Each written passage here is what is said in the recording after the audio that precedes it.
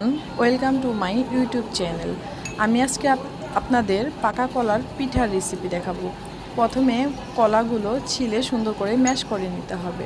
তারপর সেখানে লিকুইড দুধ দিয়ে সুন্দর করে আবার ম্যাশ করে নিতে হবে। তারপর 2 চা চামচ গুঁড়ো দুধ দিন, দেওয়ার পরে সুন্দর করে আবার কাঁটা চামচের সাহায্যে ম্যাশ করুন।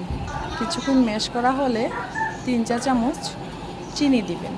চিনি দেওয়ার পর আবার সুন্দর করে ম্যাশ করুন। ম্যাশ করা হয়ে গেলে সুন্দর করে হাফ কাপ চালের গুঁড়া দিবেন।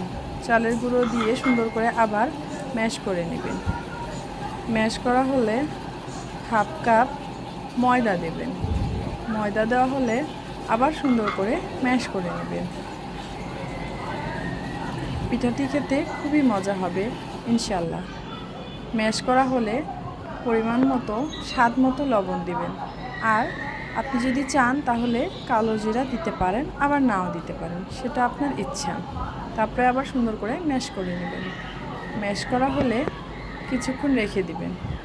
আমি এদিকে তেল গরম করতে দিয়েছি।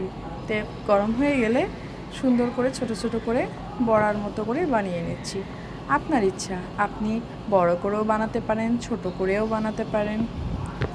তেল গরম হলে পিঠাগুলো ভাজা হবে সুন্দর।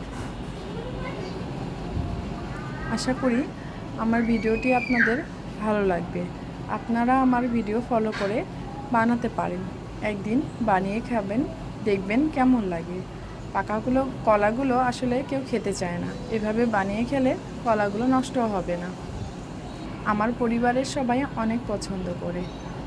Well, thanks my watching my video.